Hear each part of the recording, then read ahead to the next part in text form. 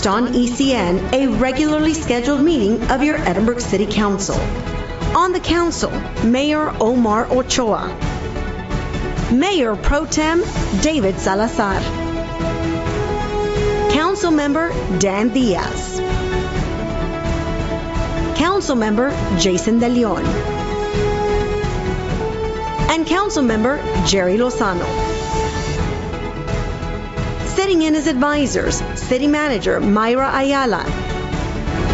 And now, live from the Edinburg City Hall, the Edinburg City Council.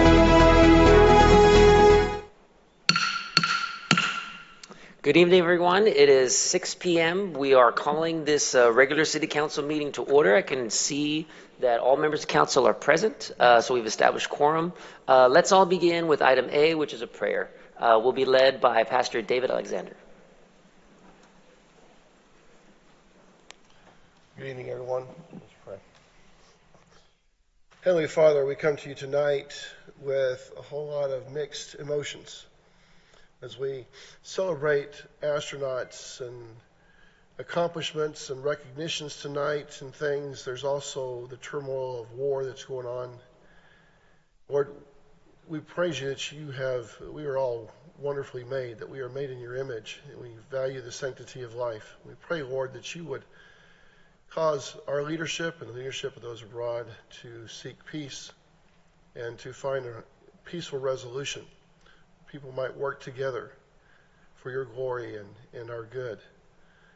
Father, we pray tonight as we celebrate accomplishments and recognitions, as we do the work of your work, of the things you've entrusted us to do, may we be found responsible as good stewards. Lord, grant wisdom and good communication tonight in all things. In Jesus' name, amen. Amen.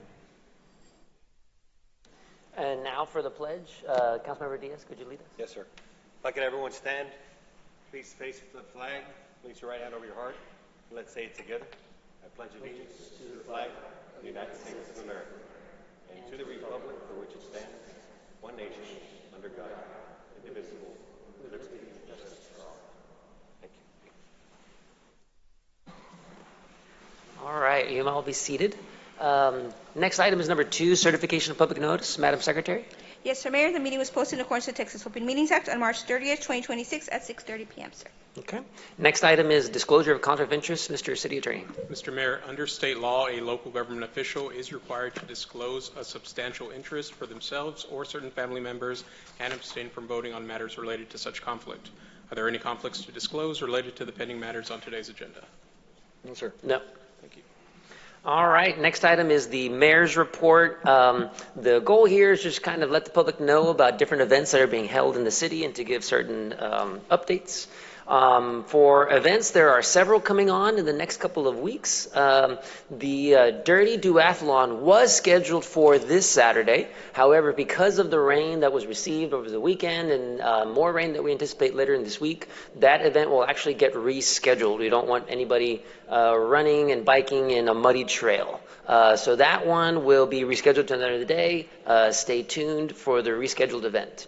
On the Cool City Celebration, that is on, and that will be this Saturday, starting at 9 a.m. at the Promenade Park Amphitheater, just right outside. Along with our 2026 Culture Fest will be at 5 p.m., also at the Promenade Park Amphitheater. And then this Thursday is the State of the City Address. Is an event that will be held here at the ACE Center. If you are not able to attend in person, it will actually be live streamed on multiple platforms. It'll be on the city's Facebook page, on the city's YouTube page. It'll also be live streamed on KRGV Channel 5's Facebook page. Somos will carry it live on TV, and the city will also carry it live on its channel as well. So lots of different ways for everybody to get plugged in and to be able to participate and view the State of the City Address. It will be this Thursday. The main event, which is the address itself, is scheduled to start around 7 p.m. So for those of you all looking to tune in by 7 p.m. to be able to catch those remarks. In terms of public announcements, the Edinburg Municipal Court Amnesty Program continues. So for those of you all who may have some pending tickets with the Municipal Court, this is your opportunity to come in and get those tickets paid.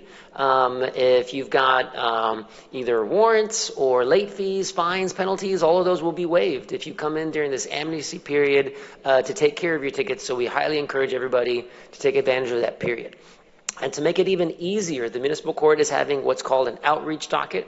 It will be held next Friday, April 17th, at the El Tule Recreation Center from 2 p.m. to 7 p.m. So even if you can't make it to municipal court, the court does go mobile on occasion. And so next Friday, it will be available in the El Tule Recreation Center.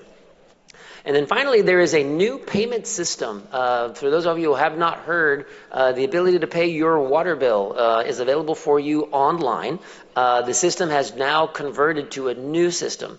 And in the process of that, there's a savings when you do pay with a credit card. It's about half of the charge, administrative charge, of what it was before. But in order to take advantage of that, you do have to sign up for a new account. So if you've been using a certain account, make sure you go on to the webpage, follow the directions to sign up for a new account so that you can take advantage of the new payment system and get that savings if you are paying with a credit card. And if you pay with an ACH, there is no additional payment at all on that. So that option is available on the new payment system as well. And that's what I have in terms of public announcements. We'll now move on to item 5, which is the proclamations and recognitions. Item A, if the secretary could read the caption, and then continue on to read the proclamation itself. And for the honorees, if you could please come up to the front while she's reading those so we can take some photos. Yes, sir, Mayor. Presentation of proclamation recognizing April 2026 as National Cancer Control Month as requested by Doctors Hospital at Renaissance Health. National cancer control. Whereas cancer remains one of the leading causes of death worldwide, affecting millions of individuals and families each year. And whereas National Cancer Control Month serves as an opportunity to raise awareness about cancer prevention, early detection, treatment, and survivorship.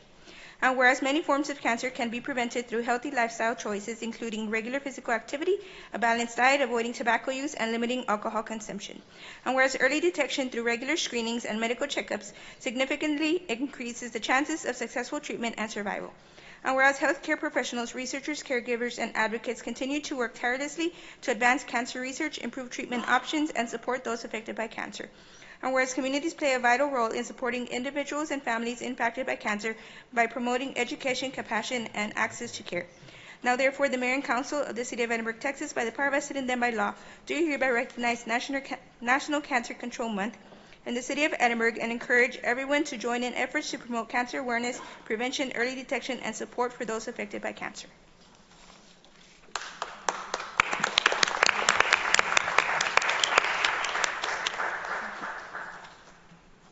Thank you so much, Honorable Mayor, City Council. We'd like to take this opportunity on behalf of DHR Health, our Board of Managers, our over 700 physicians, over 6,500 employees, that you help us in bringing this awareness and also the different screenings that we have during the month and throughout the year.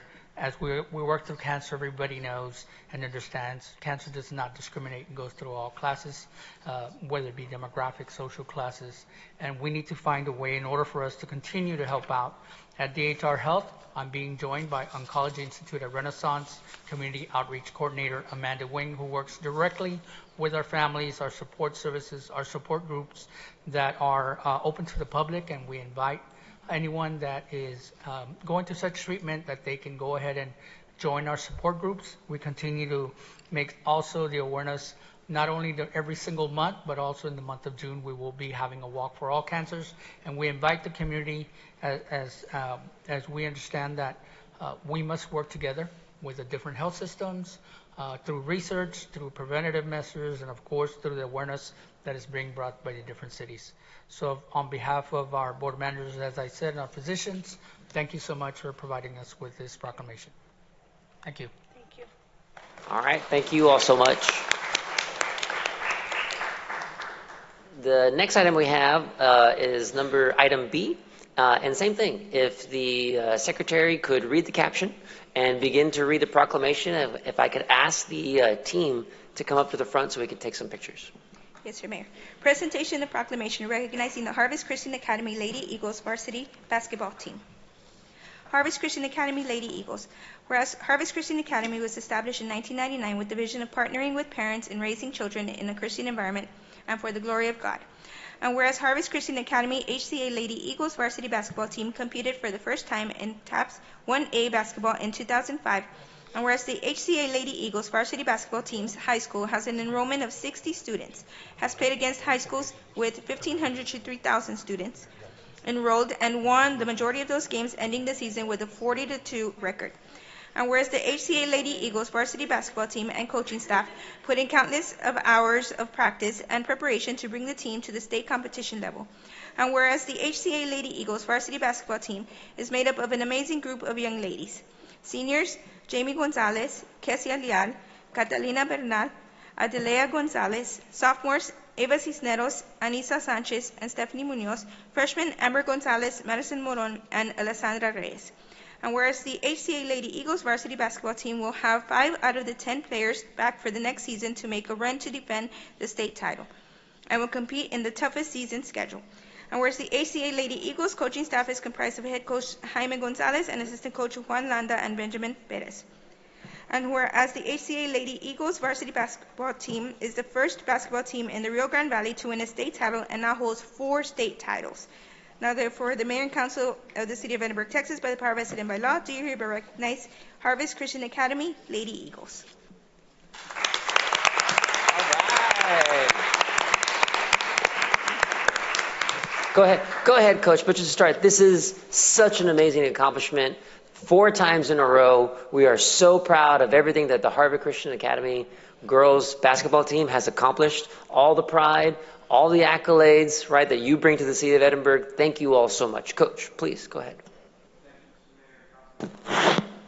Given us this honor to be with you before you tonight, and we truly appreciate that. It's an honor for us to be here.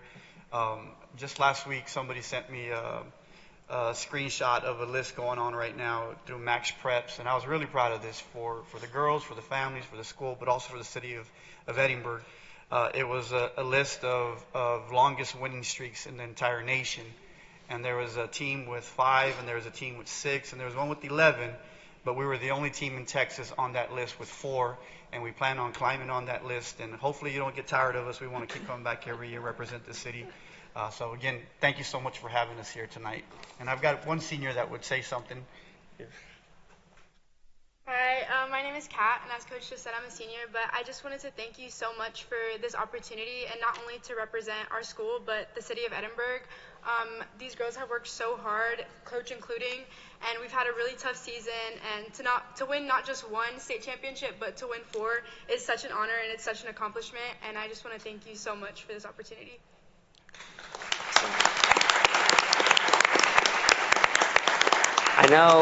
I know it takes a lot of hard work, and I know there's pressure on you every single year, right, to live up to the standards that the team of the year prior has set for you. But you have got an amazing coach, you've got an amazing family set, but you have an amazing community here in the city of Edinburg that is behind you all 100%. So thank you all so much again for everything you do for the city. Thank you. Congratulations.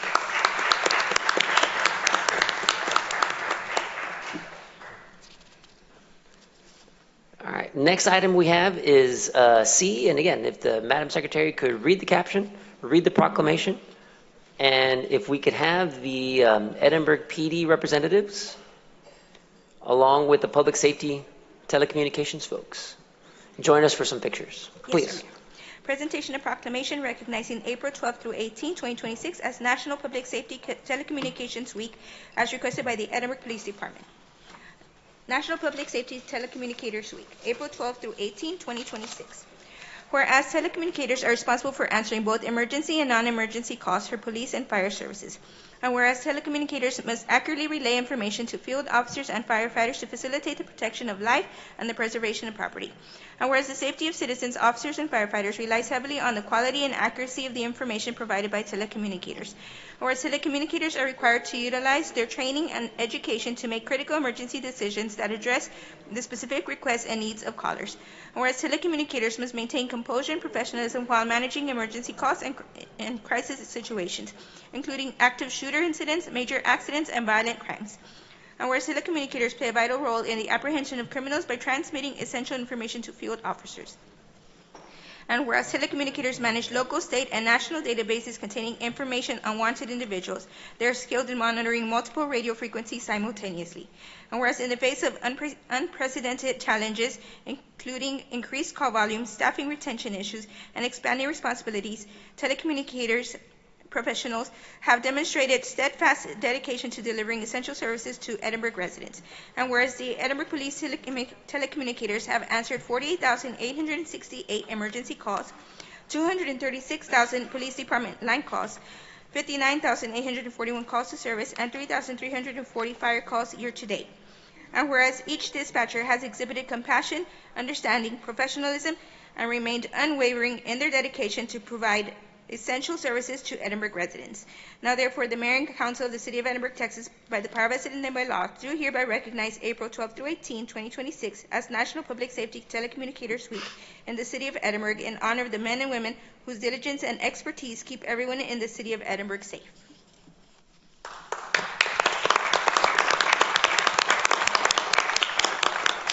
Mayor, Council, it's my honor, Jaime Ayala with the Police Department, to have so many of our first responder telecommunicators here tonight as we move into Telecommunicators Week next week. As you know, these telecommunicators don't only dispatch police, but they dispatch fire. And as first responders, they are the voice at the other end. And we don't just have average telecommunicators. We have award-winning telecommunicators that are very passionate about the job that they do, knowing that they are stuck in a chair listening to traumatic events, trying to coordinate resources to help our first line responders in the field. And I just want to mention a few, because last week we had a team attend the Public Safety Conference in Denton, where Edinburg Police dispatchers received recognition as a telecommunicator team of the year in the manner that they responded to, utilized technology, and did some creative, very out-of-the-box thinking to rescue several hostages. Also, we had the Silent Hero Award that was given to one of our telecommunicators, and one of our telecommunicators received a scholarship to attend the conference. And they made a resounding impact at the conference and were approached by so many people because, as you know, we have telecommunicators that just don't dispatch, but they are pilots. They are drone first responder pilots that are flying that DFR program that you all approved, which is making a big difference on the field. I want to yield the mic to our leader, our communications manager that runs the show, and just let him have a few words to say with you all.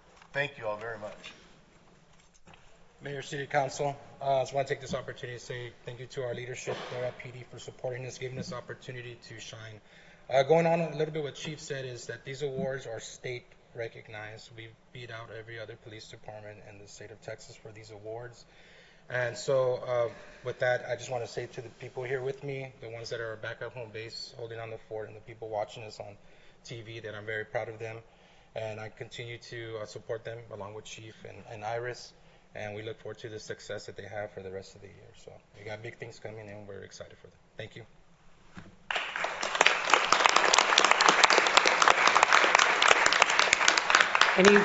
Anybody else want to say anything? Here's your opportunity. You get to talk to so many people. Feel free to talk to us if you'd like, if you want. I have one for you guys. Raise your hand if you're a pilot, a drone pilot. There we go. Okay, raise your hand if you're an emergency medical dispatcher, EMD certified. Okay, we're going to work on those though, right? That for those that don't know, that's an actual national certification. But like Chief said, dispatchers for a long time they weren't recognized. They're the first line.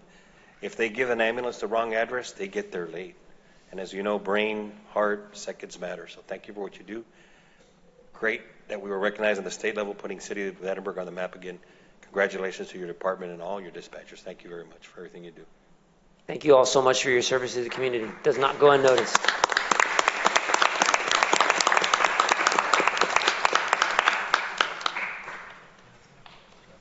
All right, next item we have is public comments. Madam Secretary, any public comments? Yes, sir, Mayor. Good evening, everyone. The Edinburgh City Council allows for a specific portion of the City Council meeting to be dedicated to public comments. Public comments are limited to 3 minutes. I will be taking time. Please note the council may not respond to public comments. At this time, Mayor and Council, there are 5 public comments. The first public comment is Ms. Fern McClarity regarding taxpayers' money.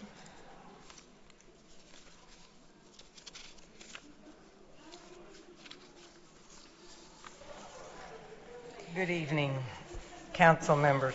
I am here to remind you that Edinburg families are still having problems paying their taxes because the cost of government is increasing at a faster rate than our income. So stop helping, because every time the city gets involved, our property values increase and our ability to achieve the American dream is made more difficult. This council has always voted for the existing 5 members of the appraisal district board. I've always wondered why.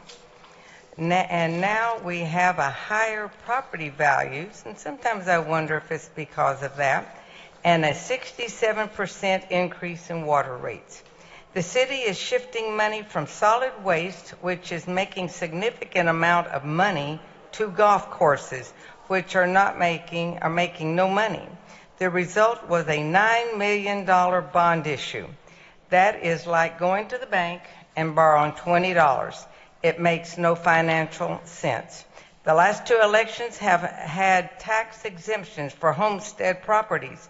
What that means is that all the other properties and the businesses that have a higher increase in taxes. The solution is the local government to reduce spending. The city currently spends about $9 million a year on interest existing bonds. They do not get anything for this expenditure, and it continues for about 20 years. 9 times 20, I believe, is $180 million in interest payments. The result is that property values increase to a point where families cannot afford to stay in their homes because they do not get the kind of increase in their salaries. This question becomes, do our elected officials think that this is what the families here want? I don't think so.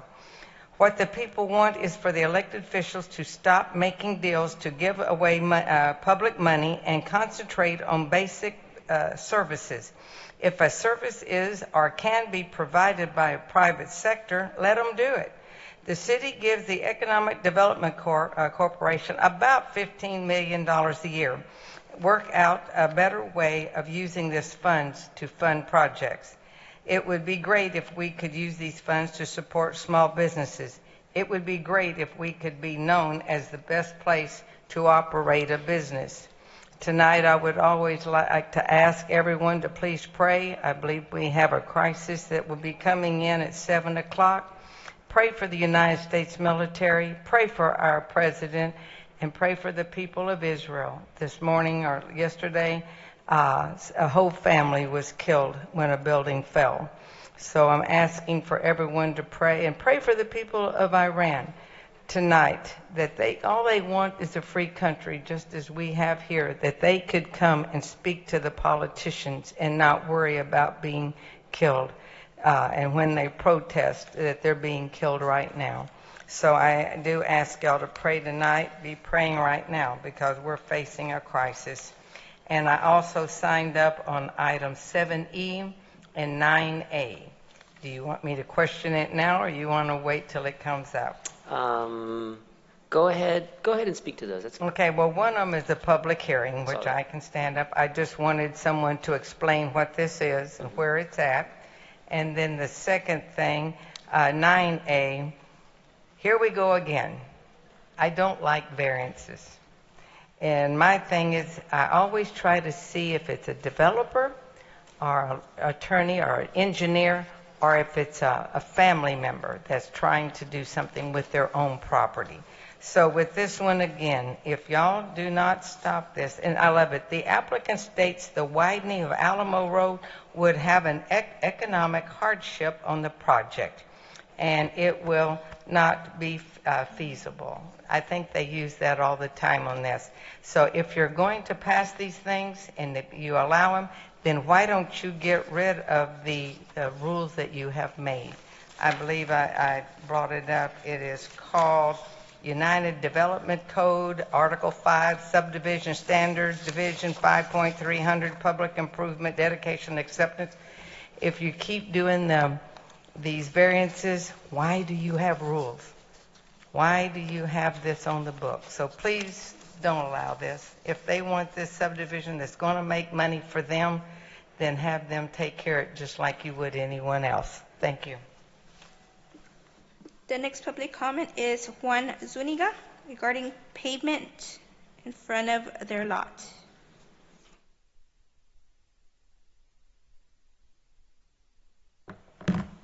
Good evening. My name is Juan Zuniga. I'm a resident here in Edinburg. I wanted to bring up a concern about how quickly the city is growing and how that's affecting trees, water, and infrastructure. What I've been noticing is that a lot of new developments seem to prioritize pavement over trees. There's more concrete, less shade, fewer mature trees being preserved. In a place like Edinburg, where we deal with extreme heat and drought, trees aren't just for appearances. They actually help manage heat and conserve water. I also think we may be overlooking the importance of native shade-producing trees. A lot of what we've been planting here are palm trees, and while they look nice, they don't provide much shade or cooling. So it can feel like we're prioritizing appearance over function.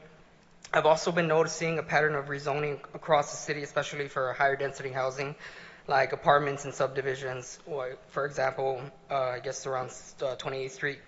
That raises concerns about whether infrastructure, water resources, and planning are keeping pace with the level of growth. At the same time, there are existing infrastructure gaps. The road in front of my lot has not been paved, and it's been about 8 years. Because of that, I'm not able to build my driveway, even though it's required to meet code. So from a resident perspective, it feels like we're being held to a certain requirement while basic infrastructure is still incomplete. I've also noticed the number of car washes being built. I understand they're regulated, but they still use a significant amount of water and are usually built with large concrete areas and very little green space. The city operates a golf course, and I live the apartment I live to is next to it. What I've personally seen is a lot of sprinklers running in areas that are mostly bare dirt, not actively maintained turf.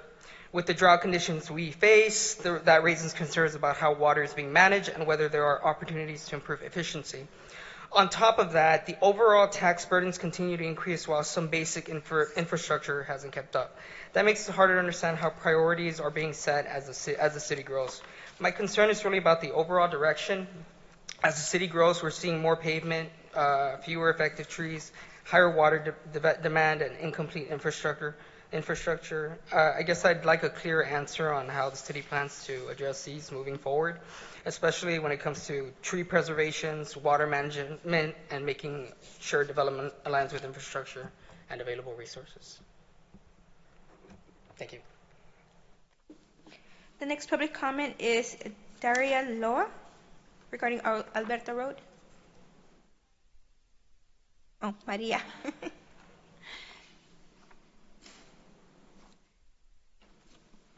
Muy buenas tardes, yo voy a hablar español ya que mi inglés no es muy bueno, pero sí vengo a exponer la situación de la Alberta, ya que hemos sufrido mucho con la construcción de esa carretera desde hace 3 años. Lo digo o lo expreso porque es una construcción que empiezan trabajando semanas, se suspende, esperan un mes y vuelven a continuar. Y estamos teniendo problemas de salud. Mi hija sufre de asma y de alergia y el polvo obviamente la pone mucho peor. Entonces sí quisiera saber qué soluciones nos van a dar, si realmente va a terminar este mes o el mes que entra, pero ya es una situación que se sale de control. Nuestros vehículos han sufrido daños, llantas, todo suena, vehículos nuevos se han deteriorado por el camino que no está bien pavimentado. Entonces sí queremos saber qué soluciones nos van a dar o en cuánto tiempo va a estar lista la carretera. Muchas gracias. The next public comment is Paul Tijerina regarding Alberta Road.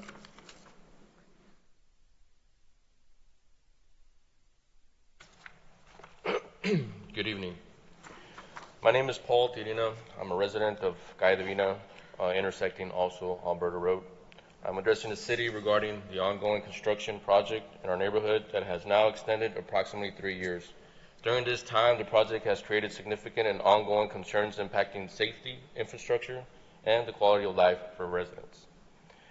The prolonged construction has effectively converted our residential streets into a de facto through traffic detour. This has resulted in increased traffic volume, excessive wear and tear on roads not designed to handle such use, and heightened safety risk for residents, including children and pedestrians. The condition of our streets has deteriorated, and the continued disruption has become an unreasonable burden in our community. At this time, we are requesting clear and direct answers from the city and any responsible contractors regarding the following. Who is responsible for overseeing the completing of this project?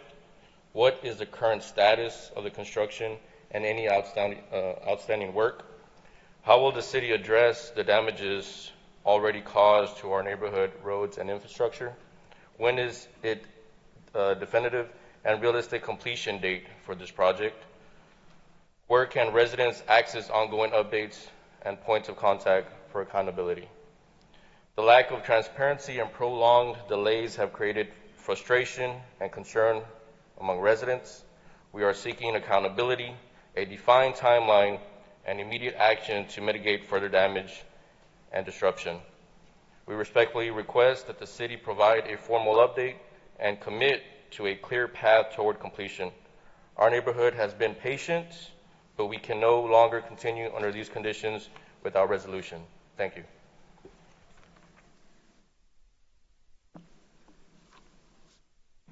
The last public comment is Martin Villanueva regarding Alberta Road. Mayor.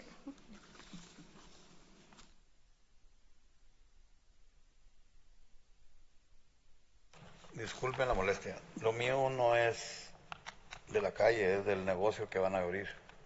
En la Alberta, en la 1005, East Alberta, no creo, no es el tiempo todavía, ¿verdad? No podemos contestar. Oh, perdón. Ok. Pero sí puedes conversar con... Where's Gail? I'm sorry, where is... Gracias.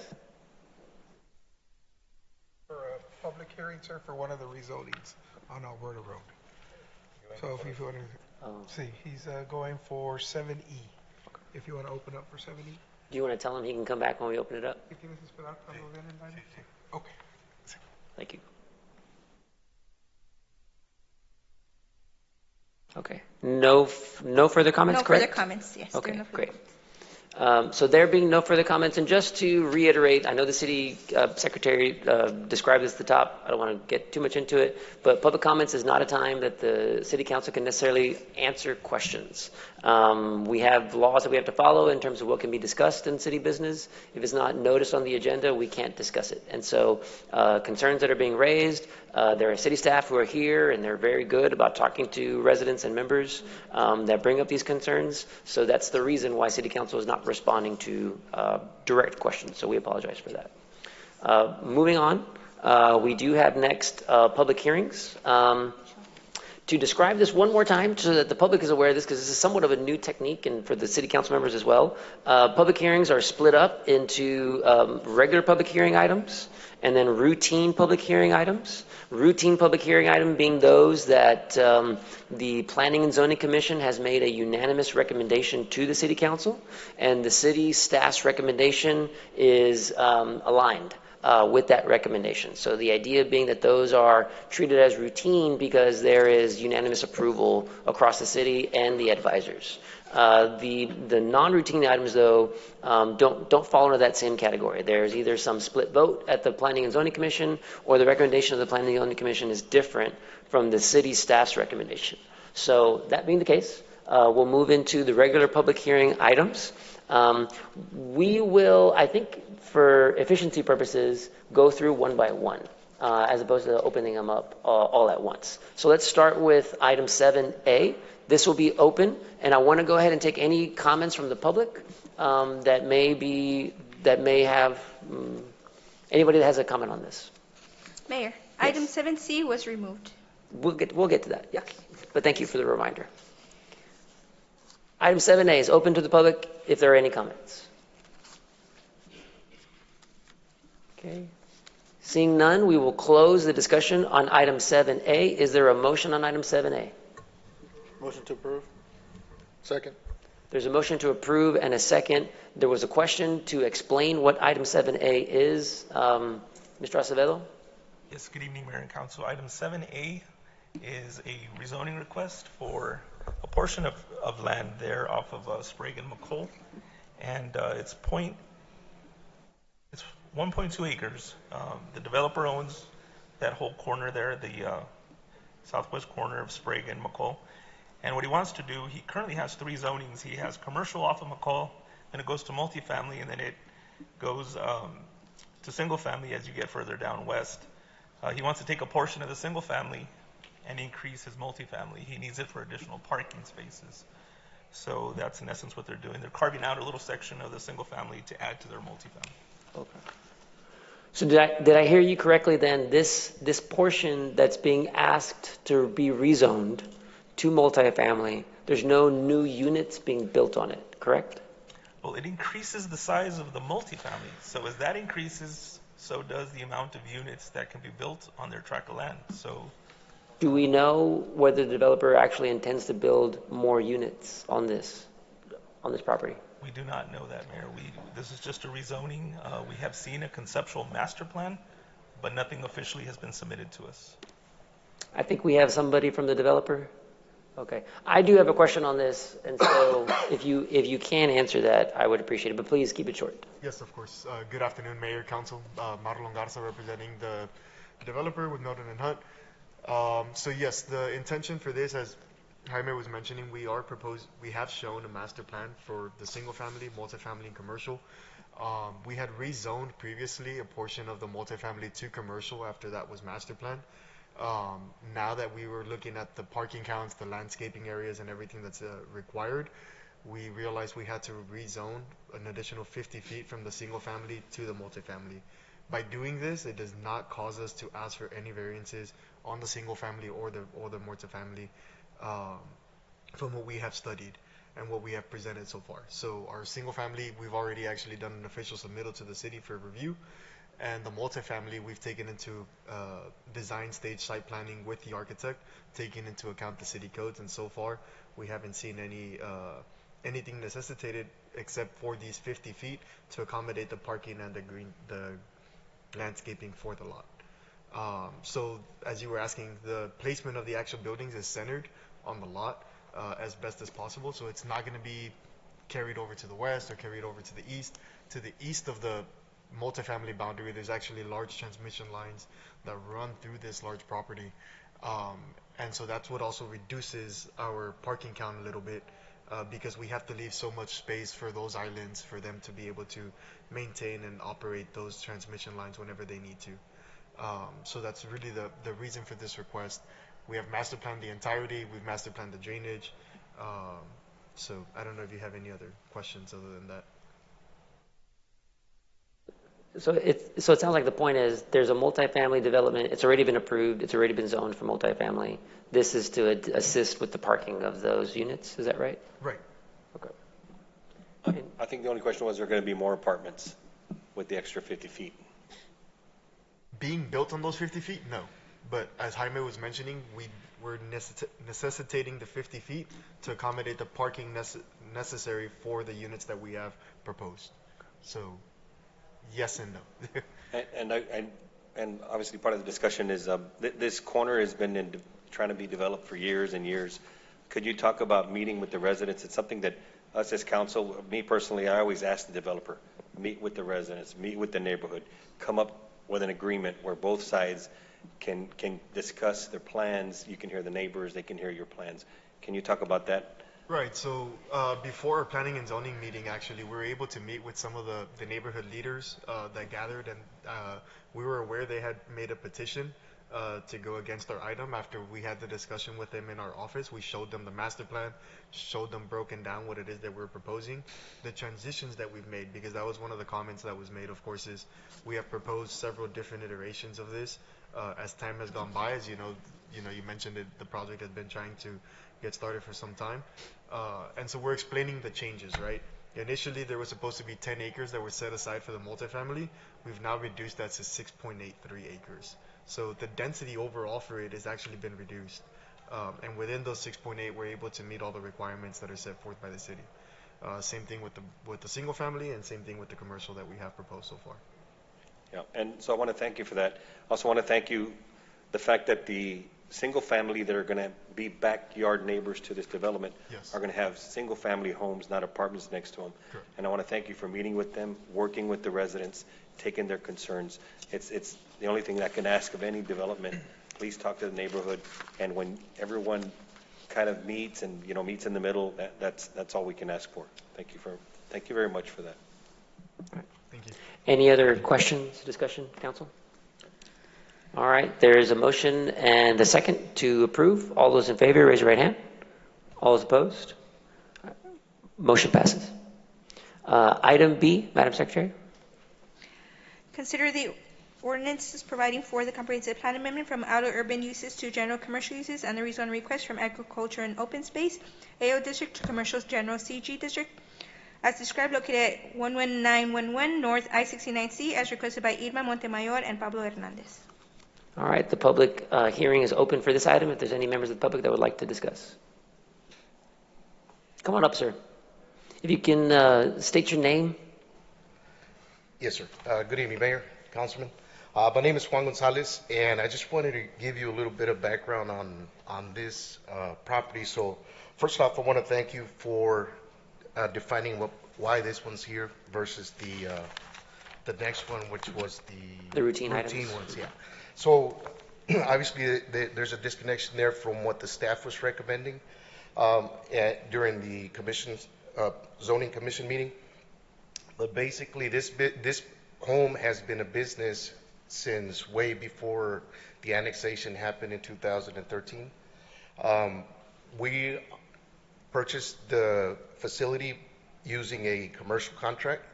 So unbeknownst to us, obviously the city had rezoned it to agriculture. What we're trying to do there is renovate the building itself, renovate the sign, and it's going to be used for the same purpose that it was used up until 2019 when the previous bail bond company closed down. We've acquired it, and it's going to be a secondary office as well for AFAS bail bonds. That's what the sign says now. And so I just wanted to, I guess, just kind of explain that we're not going to change anything. We're going to maintain the same way it was being used prior to it was being annexed by the city. And in closing, also 4 properties south of where we're at, there's another property that had previously applied and already got approved for general commercial use, which is what we're trying to do. So, and I believe it was also a bail bond company. So the precedent is there, and I thank you all for your consideration. And once again, thanks a lot. Thank you. Thanks, sir. Any other comments on this item? Seeing none, we will close the public hearing. Council members, any motions? Motion approved. Second. Motion approved and a second. Any discussion? Seeing none, all those in favor, raise your right hand. All those opposed, same sign. Motion passes. Item C has been removed at the request of the submitter. Item D, Madam Secretary. Yes, sir, Mayor.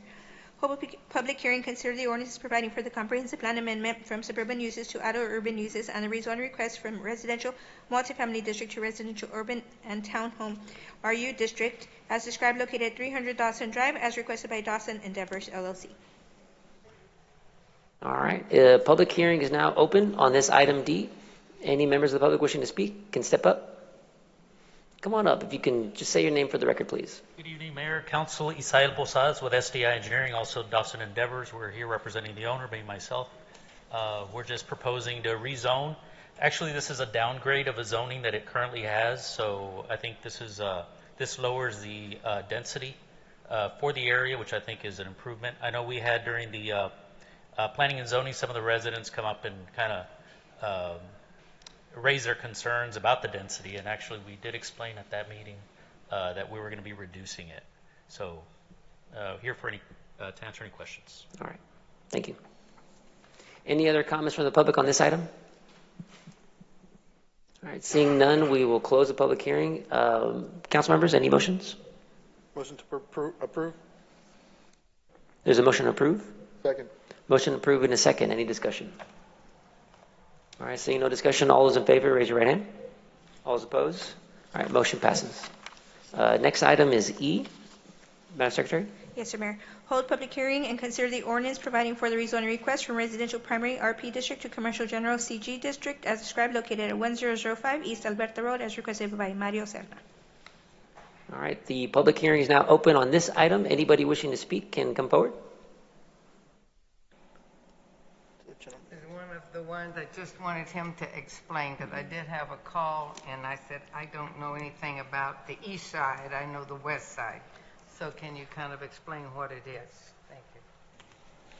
Yes, Mayor and Council, this is a rezoning request, and they want to go from the current zoning to general commercial.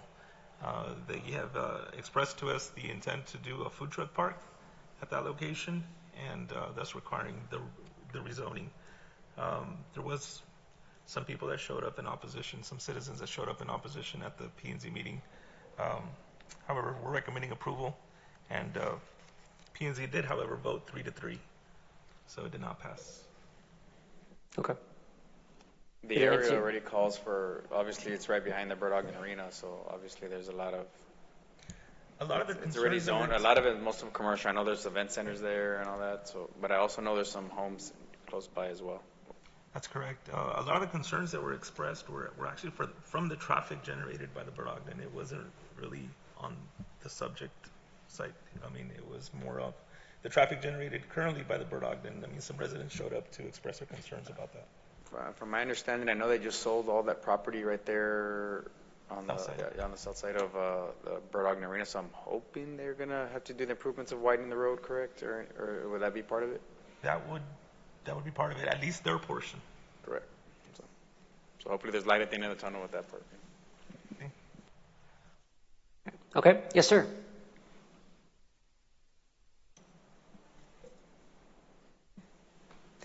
Sí, tu nombre, por favor. Sí, mi nombre es Martín Villanueva, soy Martín Villanueva, el dueño de Villanueva Construction. Por la gracia de Dios, ese lugar fue la primera subdivisión que yo hice en Edimburgo. Cuando yo hice la subdivisión, ese terreno del que estamos hablando lo hice residencial, ¿verdad? Y el donde yo vivo, que es la 1013 East Alberta, lo hice también residencial. Y luego los dos salones que están enseguida. El hombre que me compró el terreno, platiqué con él y él me dijo, era un pastor, y me dijo que dije, pues gracias a Dios que va a ser un pastor y pues va a vivir a un lado de mi casa. Toca que ahora pues está pasando esto, ¿verdad? Que lo quieren hacer comercial. Yo creo que ahora ellos quieren hacer algo ahí. Los neighbors, una de las personas que iban a venir ahora, su esposo se murió, no pudieron venir, pero me mandaron las firmas. Si les gusta, les puedo dar a alguien las firmas.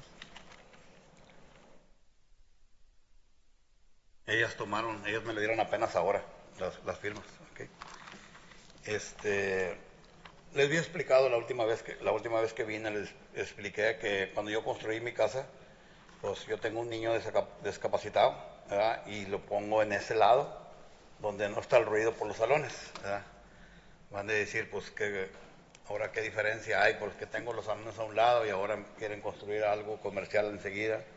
Pero yo hice mi casa para que no se escuchara el ruido tanto. Entonces, el niño que tengo discapacitado lo tengo de ese lado. Es una de las cosas de mi concern, ¿verdad? La otra que yo he escuchado de los neighbors es que pues va a ser mucho aceite, ¿verdad? Que va a estar cayendo en el agua y el tráfico más, que cuando salgan de el Baragan, pues se van a llegar a parar ahí porque parece que quieren hacer un lugar de trailers para comer.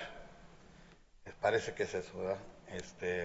Y eso es lo que la gente pues que se van a quedar después de las 12. No sé qué tiempo van a abrir ahí, qué tiempo les van a dar a ustedes permiso. Pero digo yo, ustedes toman la decisión, lo mejor que sea para la ciudad, porque necesitamos taxas. Entonces, ustedes saben lo que tienen que hacer. De ahí, ustedes saben que La decisión que ustedes tomen, pero yo nomás es por el niño que tengo a un lado. Si acaso hay mucho ruido, pues tendré que vender y construir otra parte. Pues tengo mi compañía, gracias a Dios. Gracias, muy amable. Gracias. I've got one more thing that Sure. I had a question in black bold letters. It says on February the 12th, 2026, the Planning and Zoning Commission issued a 3-3 split vote resulting in a recommendation of denial. Can you explain why they seem to have a problem with this? And I wonder, do y'all ever look at those and take that in consideration? Thank you. Short answer is yes, we do. But yes, Mr. Acevedo, if you can explain from your perspective the commission's vote. I know you attend those meetings. Yes, so the vote on that evening was 3-3. Three members voted for it, 3 voted against it. There was a lot more opposition at that meeting than showed up for tonight's meeting, and that probably weighed on their decision. Once an item doesn't reach a 4 or a majority vote, it doesn't move forward, so it doesn't get an approval, so that's why it didn't pass. Unless, Ben, you have another interpretation, but that's my understanding, Ben. No, that's correct. When you have a tie, it's the equivalent of a denial. Right, but in this occasion, staff recommended approval. Can you talk about that? For it, yeah, because there's already some commercial in the area.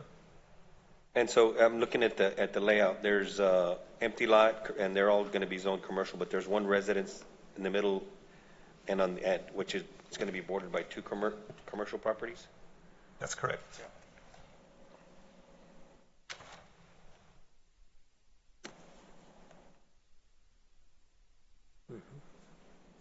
Any other members of the public wishing to speak on this item? Please come on forward.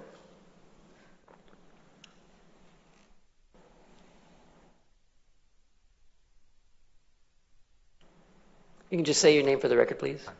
Yeah, so Mari Serna, I'm the son of the owner of the land. And like I mentioned last time, so I studied architecture, I teach architecture at the university level, and the biggest thing that we try to teach the students is to make a better place for the community, right? That's the whole goal. And so, again, it's my father's land, but I'm going to be the one sort of trying to help, create this. I live like 2 minutes away from there, so I know the traffic that kind of is caused by, the bird Ogden, which is what kind of started this whole idea of like, let's feed these people, right? Let's do something with this and to better the community in that way. And as you mentioned, hopefully there is changes coming to the land itself, the street itself. But I guess my biggest concern, and like I said, my goal here today is to be able to help the community in any way. And if you see the layout, right, I guess my question is, what is the hope for that street, right? Because as we see, right, there's several commercial properties. You keep going down the road, there's another commercial property, there's the Bird Ogden. So it kind of seems, and it also, I think in the previous meeting, it was sort of stated that the future hope for that street is already is to be a commercial, right, I think. And so I guess my question, we've been sort of waiting on this, like without making the change to see that happen naturally. And so my dad has been like, I guess, paying taxes for a couple of years. And so the hope is to see if that's not going to change and the community's not accepting and that's not what the city's moving forward, I guess we'll sell, right? But we were thinking that's the vision and it's that sort of prime location because it would kind of feel weird that we sell it and then in a couple of years it does become commercial or, starts going that route, right? So that's sort of my question, right? That's sort of the idea.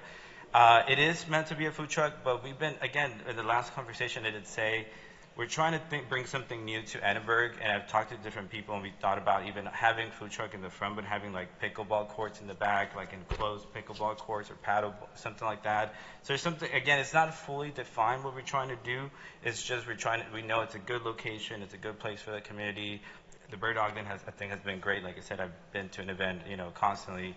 And so, being part of the community, giving back to the community, and that's sort of the idea.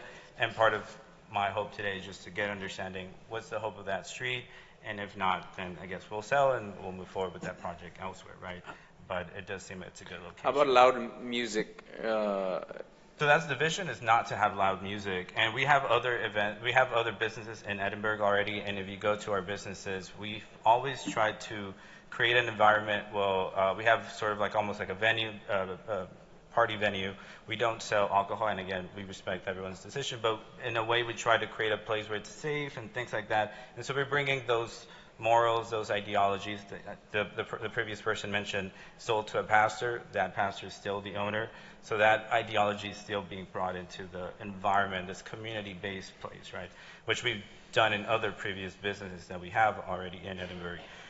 So we're not hoping to have loud music, and that's part of this process that I'm listening to the community. Again, I can't overpromise anything as to, because all these things are in the works, right? We're developing the idea and things like that.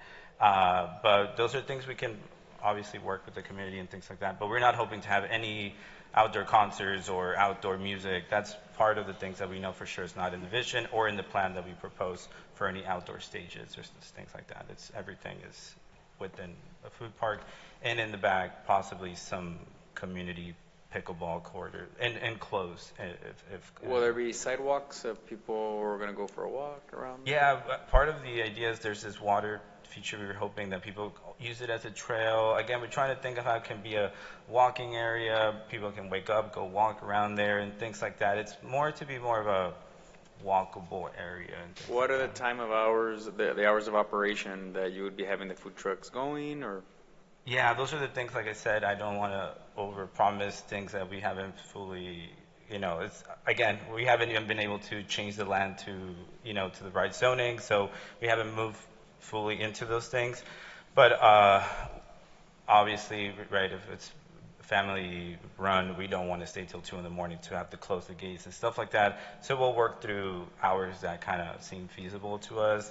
So there will be a gate over cover. Yeah. So our goal is that the park closes at a certain time, and we will set that time, not the food truck owners, because again, we do want to set certain standards that every food truck comes. They know that, no loud music, this, be closed at a certain time. That's part of the ideology that we're running behind with this food So park. here you put sand and all that, so are you looking at doing some type of volleyball courts, or? So we're thinking of a little lounge area, kids can play and things like that. Possibly, we thought about, and again, all this in development, but we thought about putting a place where you can put a volleyball that can be removed and, depending on the day and things like that. So, again, something community friendly is the idea in a way. That's where we're at. But thank you for your time. If you have any other questions, I'll be here. Thank you.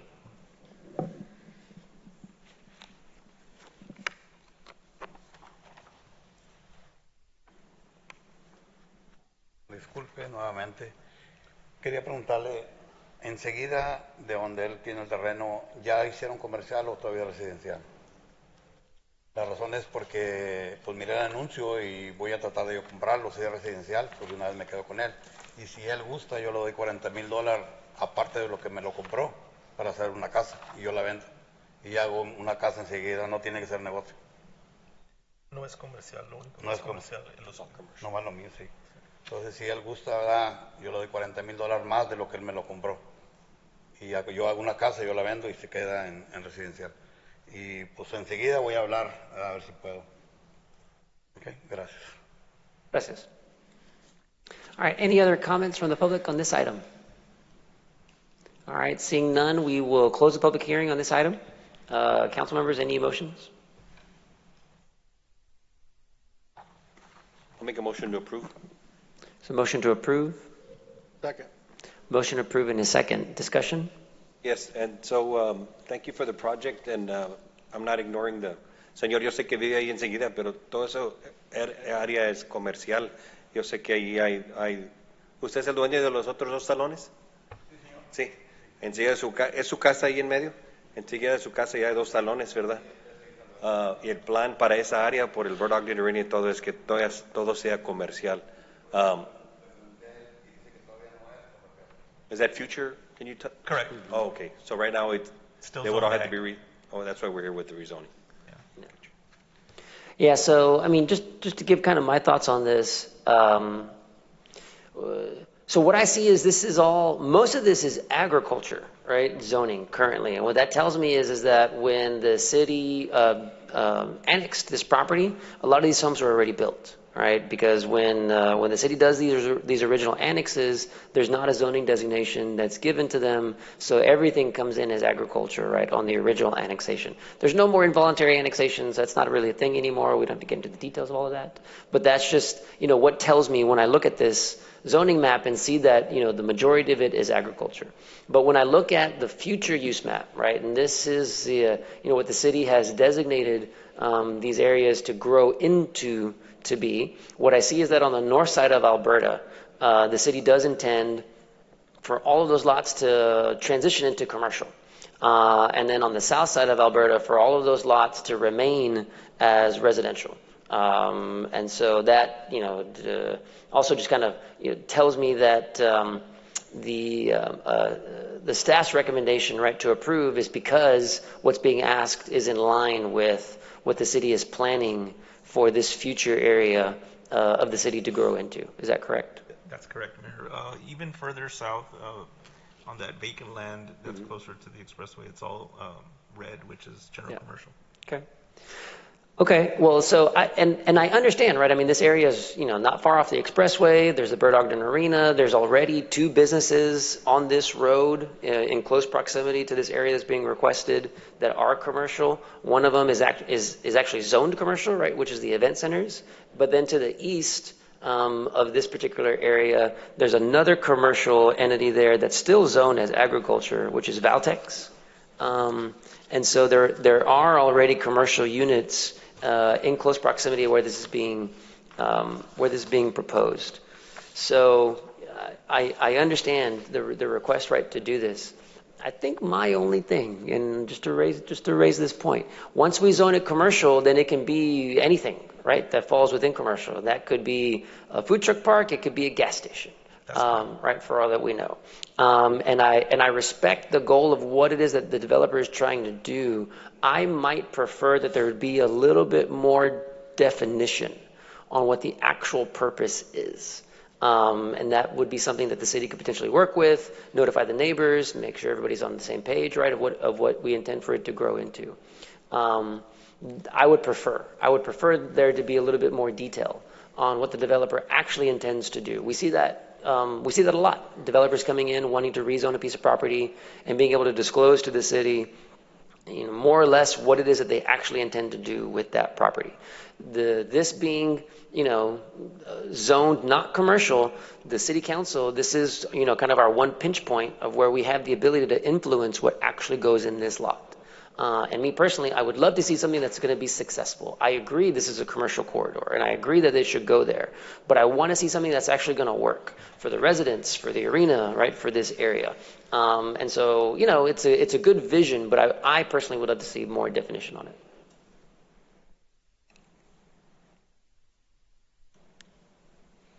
Other comments? Questions from the council? Okay. All right, hearing none, we've got a live motion and a second. All those in favor of the motion, feel free to raise your hand. All right. All those opposed? Did I miss a vote?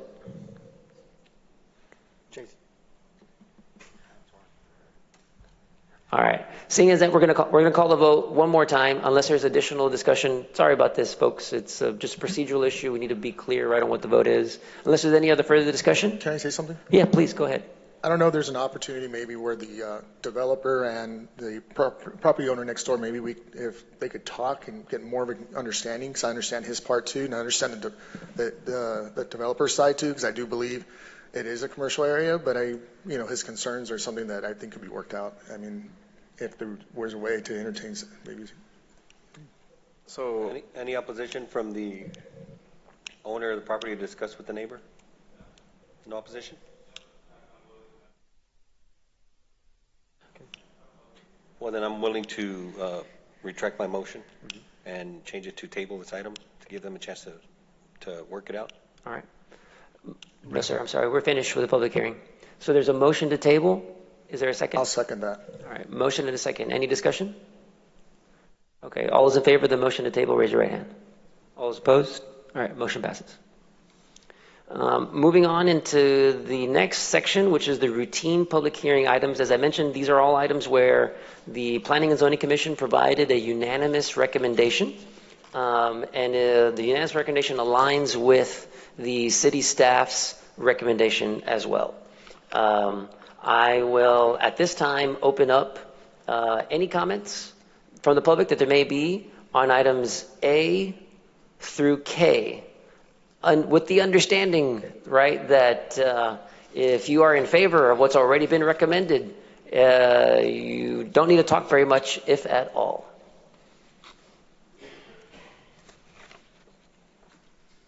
Yes, sir.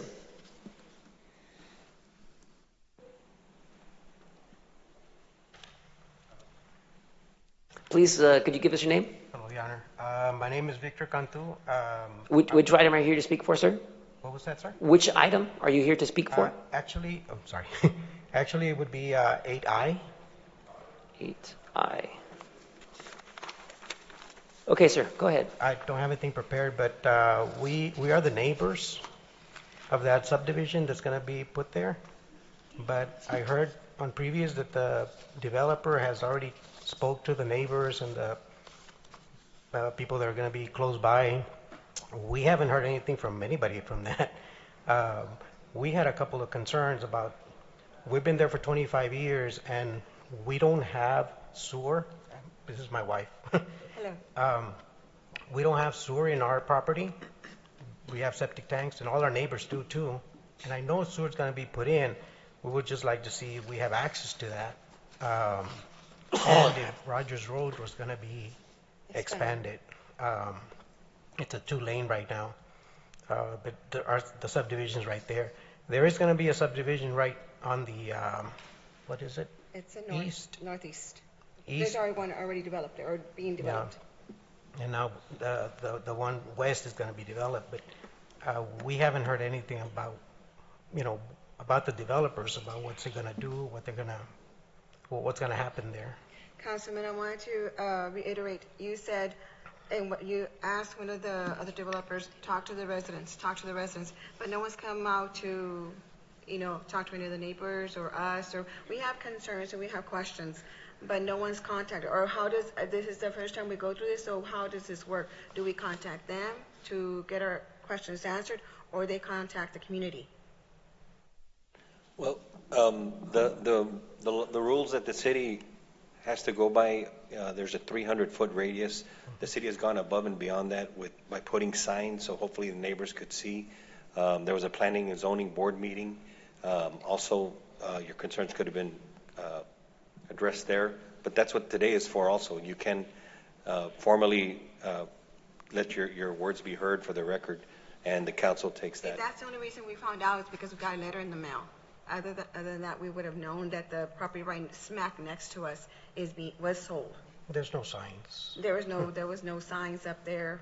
The only reason we found out was because we got a letter, and we've been keeping track. Because this was scheduled back in February, I believe, and it was postponed to another date, and then till today. So it had been postponed. So that's the only reason we found out. So that's why we have concerns, questions. So again, they address. Is the developer here or no? Yes, they are. All right. Thank you very much. You can have a seat. Okay, thank you. Hi, good afternoon. Kelly Bella. I'm with Rioplex Engineering, and Adrian is here with the developer's office as well. The original planning and zoning meeting for this was actually back in January, so that might be a little bit of the confusion. The notification and everything was done, that meeting was held, and then we've had a few changes on city council meetings and dates, so it's been re-advertised a few times. We are providing sanitary sewer in our subdivision, and we are connecting to the city's sanitary sewer that's being constructed on the east side of Rogers Road as part of the development to the east of us. This is kind of the first, actually we've heard that someone has a question for the adjacent property since nobody's shown up for any of the previous meetings. But it sounds like really their only concern is the potential to be able to connect to sanitary sewer, which is definitely something that we can take a look at, especially if they're the immediate adjacent property owner. given that the city's requirement is that we need to extend sewer to us and through us, which means we'll have it all the way to the end of our property line. So connecting a home at the end really wouldn't be something that would be a difficult process to do, and we can certainly talk with Utilities Department about that as well. Great. Thank you. All right. Jaime, could you address the residents' concerns? They said they didn't see a sign, and I don't think they didn't say they didn't see a sign. They said that they didn't hear from the developer. There was a sign posted, Councilman and Mayor. I see it in the packet. Now it might have fallen off. I mean, we've had windy days these past couple of weeks, but it has still been there. We haven't removed any of them, even though, like Kelly was saying, this was initiated back in January. Those signs are still standing. Right. Yeah, I see it in the packet.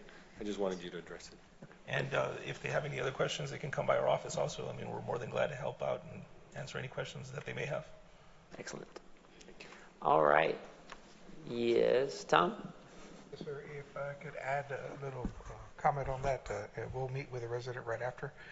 Yes, we are going to be providing first-type sewer for that area. This is one of our grantees for Lift Station 19, extension of the line off of Rogers all the way through, so we'll meet with the residents so they know that they'll have an opportunity to connect to that sewer. Excellent.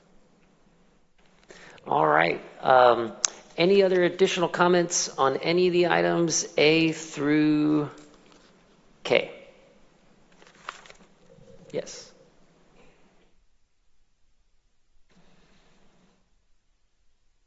Hi, good evening. My name is Lisette Cesati, and this is the first time I do this. So That's okay. Sure. Which item are you speaking on? A. Okay.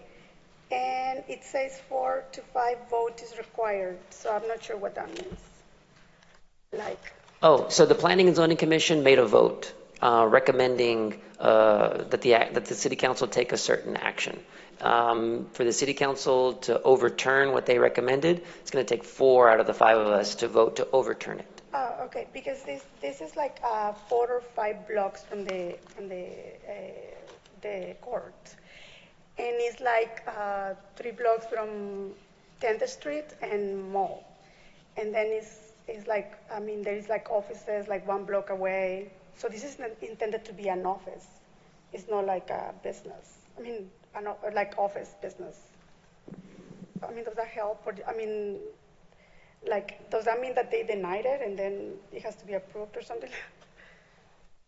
It was, yeah, the planning and zoning voted unanimously to deny, and the staff is recommending to deny. Okay. That's correct. Change. And why? What is the reason? Mr. Arcedo? Yes, well, the primary reason is the surrounding uses. It's still predominantly single family in that area. There is some neighborhood commercial, she's correct, but those lots are typically bigger. They're not the size of this one. This one's a smaller lot. Mm-hmm. Because within that block, there is all houses, but like in that block, but like this is in the middle of the block. So like a block away, like in the middle of the next block is apartments, multifamily. Like, if I'm not mistaken, like on the back there is a spa or something, it's a business.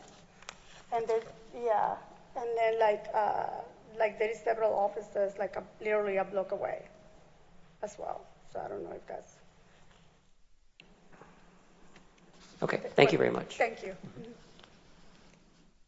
All right, any other comments on items A through K? All right, seeing none, the public hearing is closed. At this time, I would ask the council for a motion to adopt and accept the Planning and Zoning Commission's recommendation. So moved. On items A through K. So moved. Second. All right, motion and a second. Any discussion? All right, seeing none, all those in favor of the motion, raise your right hand. All those opposed? All right, motion passes.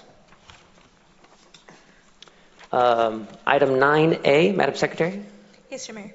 Consider the variance request to the City's Unified Development Code, Article 5, Section 5.301, dedication of improvements for Palma Ranch Subdivision, Phase 1, being a 28.20 acre tract of land out of lots 9 and 16, Section 256 Mexican Railway Company Survey Subdivision, recorded in Volume 1, page 16, Hidalgo County Map Records, located at 1101 North Alamo Road, as requested by Paul Christopher Arthur.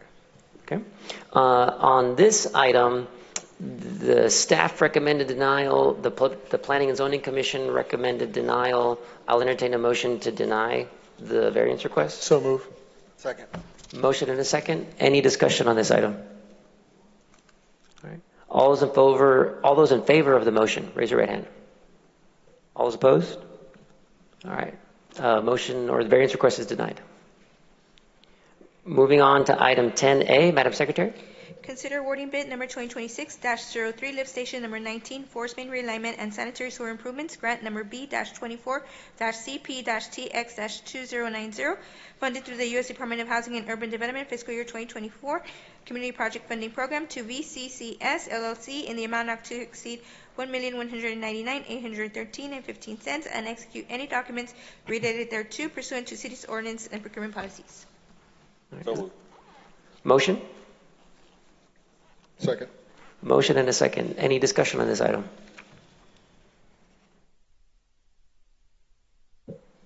All right. Given the amount, why don't you just describe what this is? Because this is actually a really great item. Please let the public know what this is. Yes, sir. Good afternoon or good evening. My name is Gerardo Carmona, Director of Utilities. So this project, Mayor and Council, we're basically rerouting the flows from lift station 19, which is there on Rogers and Klosner.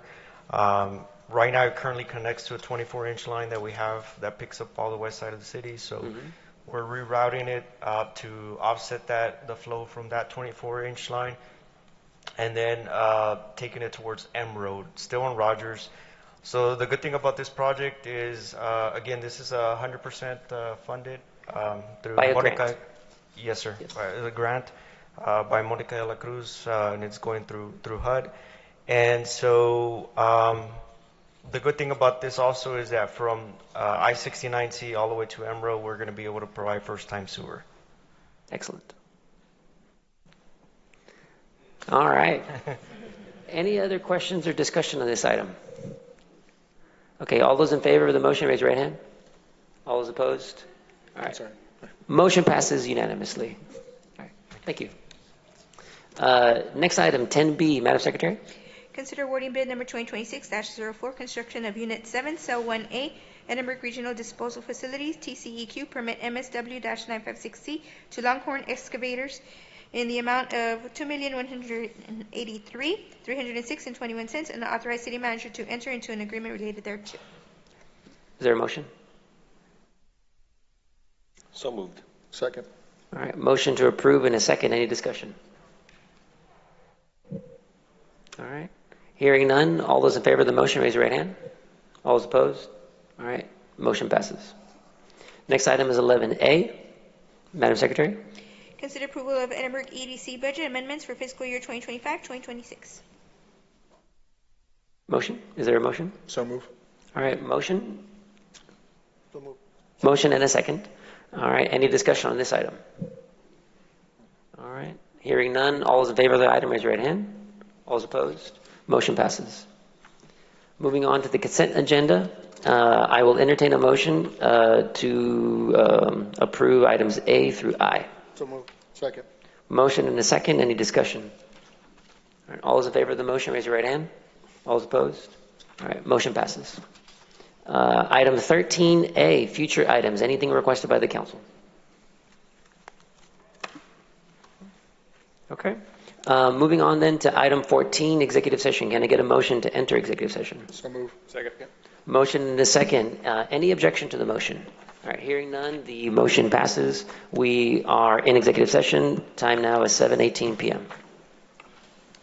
Item A, consultation with city attorney. Item B, consultation with city attorney and possible action regarding contracts. Item C, consultation with city attorney regarding personnel matters. Item D, discussion and possible action regarding the conveyance, exchange, or lease of real property, 1 Workforce Research Center. Item E, discussion and possible action regarding economic development matters. Item F, discussion of duties, responsibilities, remuneration, and possible action on city manager employment contract with Myra L. Ayala.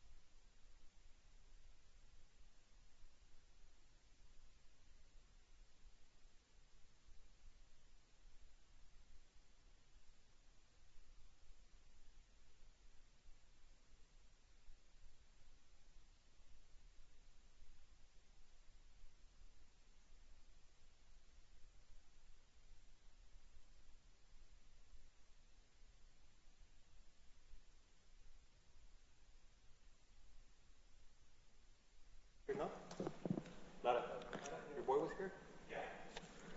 All right. Time now is 8:18. We are coming back into the open. Can I get a motion to go back into open session? So move. Second. Motion and a second. Any objection to the motion? Hearing none, motion passes. Mr. City Attorney, any action required?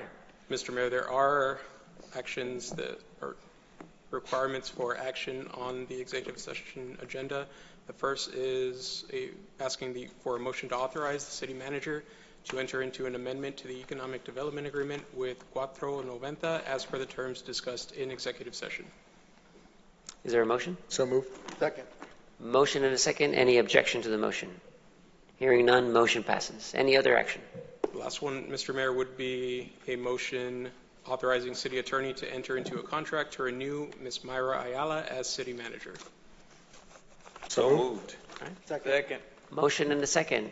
Any objection to the motion? Hearing none, motion passes. Congratulations. Congratulations. Thank you for your service, Myra. Thank you for the opportunity to continue serving this great, amazing four-time All-America city. Appreciate it. Excellent. All right. There being no further business, this meeting is adjourned.